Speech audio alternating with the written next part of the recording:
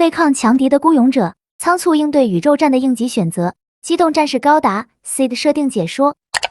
型号 TSMA2 Mod 00莫比乌斯零式是地球联合军为应对扎夫特人形机动兵器而开发的一款 MA， 也是地球联合军为宇宙作战专门研发的第一款机动兵器。而这一款 MA 在定位上所要面对的对手，正是扎夫特于4167年开始生产的机动战士金恩。该型机动战士具备攻击高、防护强和机动速度快三大优点，并且在有调整者驾驶员超强能力的加持下，让扎夫特在早期与地球联合军的武装冲突中占尽了各种优势。而那个时候的地球联合军还没有发展出能与金恩进行对抗的高性能机动兵器，而手里的主要装备还是米斯特拉尔这样的宇宙小艇。由于米斯特拉尔只是具备多用途功能的工程作业装备，所配备的武装只是40毫米口径机炮，这种装备直接面对扎夫特的金恩，就如同待宰的羔羊，毫无抵抗力。于是就在地球联合军与扎夫特的武装冲突进一步加剧的背景之下，全新开发的新型机动兵器莫比乌斯零式由此诞生。相较于米斯特拉尔，莫比乌斯零式最突出的地方就是武装，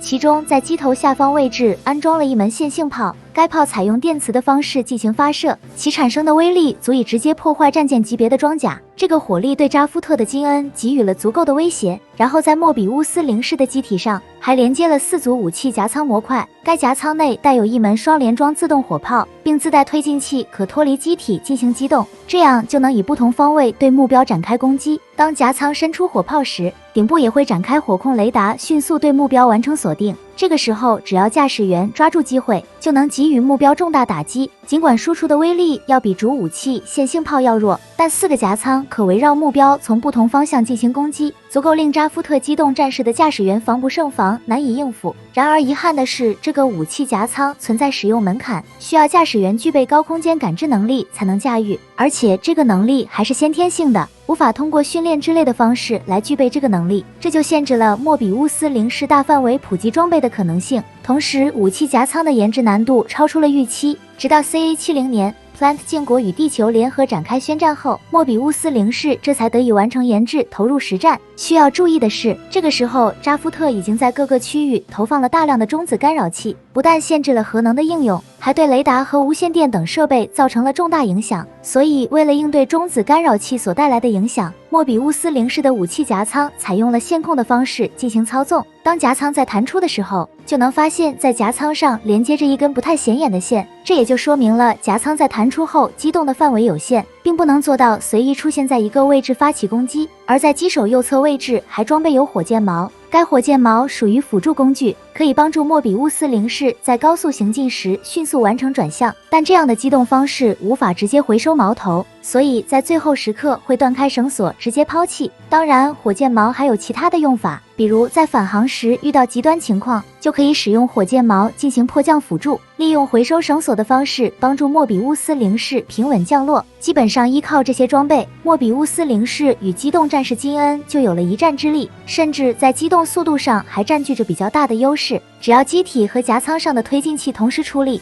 就能让莫比乌斯零式进入到高速状态。而不足的地方在于，莫比乌斯零式没有使用上装甲，整个机身都是蒙皮结构，比较脆弱，完全扛不住扎夫特机动战士的攻击。一旦战斗陷入焦灼，将对莫比乌斯零式不利。尽管夹舱在被击中时可以选择抛弃，避免被波及，但这也让莫比乌斯零式的战斗力严重下滑。仅剩本体的莫比乌斯零式无法与 MS 正面对抗，所以在这种情况之下，要尽快选择撤退，保全自身。相比机动战士的大小而言，莫比乌斯零式的体积并不渺小，要想灵活机动应对机动战士并不容易。而且比起机体的体积，驾驶舱空间却比较狭窄，其内部空间布满了各种仪器和电子设备。由于驾驶舱属于密封结构，所以设置了一个比较大的显示屏来观察外部情况。该显示屏默认情况下会向上收起，以便让出空间，方便驾驶员进出。在驾驶员启动机体准备出击作战的时候，这个显示屏就会放下，然后驾驶员就可以透过这个显示屏来操作机体出击作战。整个驾驶过程与战斗机并没有太大区别，虽然莫比乌斯零式没有像机动战士金恩那么惊艳，但如果能按地球联合军的规模大范围装备，以莫比乌斯零式的性能水平来看，扎夫特凭借 MS 在战场上能否取得巨大优势将会是个未知数。然而，正如前面所提到的那样，受制于拥有高空间感知能力的人比较少的原因，地球联合军只建立了一支由15架莫比乌斯零式组成的部队，这个数量可以说是相当的稀少。而这里面能力最突出的便是穆拉弗拉达。当时间来到西1170年6月2日，穆所在的部队随第3舰队前往了月球，之后在月球恩迪米翁环形山位置与扎夫特展开了激烈的战斗。而在这场战斗当中，穆创造了击落5架金恩的辉煌战绩，从此获得了恩迪米翁之鹰响亮的称号。不过很不幸的是，穆所在的第3舰队遭到了毁灭性打击，而这个由15架莫比乌斯零式组成的部队，结果仅剩穆一人存活。然而他还需要继续驾驶莫比乌斯零式战斗下去，没过多久就接到了上级下达的新任务，而这个任务就是护送高达驾驶员前往赫利奥波利斯殖民星。虽然穆很顺利抵达了赫利奥波利斯殖民星，但扎夫特早已获悉关于高达的情报，于是扎夫特克鲁泽率领的特战队很快就发起了抢夺高达的特别军事行动，一瞬间就让守方地球联合军遭受到了重大打击。也就是这样极为不利的情况之下，穆驾驶的莫比乌斯零式发挥出了顶梁柱的作用，就这样与扎夫特围绕高达反复进行了多次争夺，最后成功保住了其中一架高达不被扎夫特夺走，直至跟随大天使号空降到了地球。莫比乌斯零式因为是宇宙专用的机型，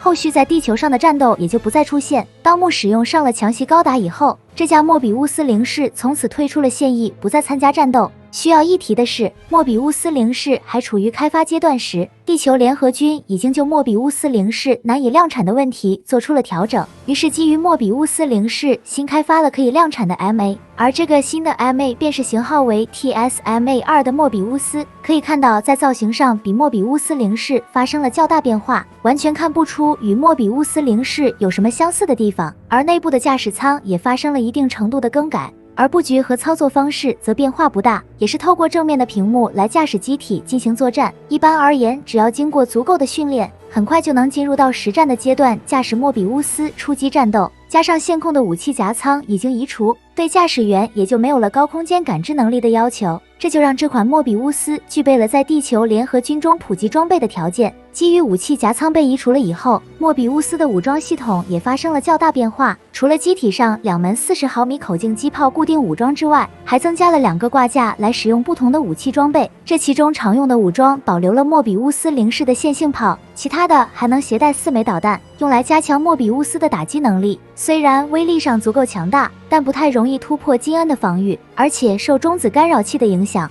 只能在近距离的作战范围内进行制导，使得莫比乌斯需要拉近 MS 的距离进行作战，这对防护较为薄弱的莫比乌斯极为不利，而且动力也比莫比乌斯零式逊色了不少。综合之下，莫比乌斯很难在正面与金恩进行对抗，这就导致了每场战斗与扎夫特 MS 的交换比达到了5比1。很显然，地球联合军即便规模再大，也做不到每场战斗都以5倍的兵力与扎夫特进行交战，所以莫比乌斯在投入后还是免不了地球联合军节节败退的处境。不过地球联合军一开始就有做另一个准备，那就是让莫比乌斯来作为核打击平台，携带 MK5型核弹对扎夫特形成威慑。受兰波斯局极端势力的影响，地球联合军一艘名为罗斯福号搭载的莫比乌斯于1170年2月14日携带核弹向 Plant 尤尼乌斯7农业殖民星进行了核打击，由此制造了骇人听闻的血染情人节惨案。虽然之后扎夫特投放中子干扰器限制住了核武器，但是没过多久，相关反中子干扰设备的技术信息被克鲁泽泄露给了兰波斯局穆尔塔阿兹拉埃尔，于是核武器得以重新启用。很快，在第2次亚金杜维战役期间，一大波莫比乌斯携带核弹头对扎夫特给予了重大打击，使得固若金汤的博亚兹要塞一瞬间就化为乌有。除了携带核弹头之外，一度还出现了安装加特林机炮的莫比乌斯。该莫比乌斯来自于佣兵组织巨蛇之尾，可以看到在这个位置还印有巨蛇之尾的标志。而负责驾驶莫比乌斯的驾驶员正是巨蛇之尾的首领从云河。曾在一次委托任务中，驾驶莫比乌斯遭遇到了回收屋的罗球尔。当时罗球尔在赫利奥波利斯殖民星的残骸中发现了多架异端高达的存在，而从云河此次前来就是受相关雇主的委托。这个委托的目的是销毁异端高达并消灭在场所有人员。于是罗球尔立即驾驶异端高达蓝色机，与从云河驾驶的莫比乌斯展开了战斗。然而初次驾驶机动战士战斗的罗球尔并没有发挥出性能优势来压制住从云河的莫比乌斯，不得已罗球尔做出调整，选了一个地方做好准备后，在从云河出现的那一刻，直接跳出异端高达的驾驶舱来吸引从云河的注意力，然后利用这一个瞬间，由他的搭档 AI 电脑小巴控制的异端高达迅速举枪对其射击，最终成功将从云河驾驶的莫比乌斯击破。而从云河的反应速度也十分惊人，发觉不妙时就马上跳出了莫比乌斯，没有被异端高达的攻击波及到自身。除了作战之外，莫比乌斯还被地球联合拿来作为试验平台，承担了光束武器和幻象化胶体粒子的试验工作。可以看到，在机体上伸出了一根比较长的炮管，这个武装便是远距离光束加农炮。而另个测试的设备就是后来迅雷高达使用的海市蜃楼系统，该系统就是通过释放幻象粒子来实现机体全向隐身。这项技术在莫比乌斯上进行试验时，就取得了实现10分钟隐身的重大成果。之后，这2样试验成果就用在了大西洋联邦和奥布联合开发的 G 系列高达上。如果从后面战争发生的变化来看，在莫比乌斯平台上试验的这2项技术，均对地球联合与扎夫特的战争进程造成了重大影响。可以说，这2项技术在莫比乌斯上测试的时候，属于是非常敏感的尖端技术。于是有一天，有个来历不明的团体盯上了这架试验用的莫比乌斯。没多久之后，这架试验用的莫比乌斯就遭到了抢夺。但是抢夺之后，事情却有了另外的进展，那就是这架试验用的莫比乌斯被前面提到的佣兵组织巨蛇之尾破坏，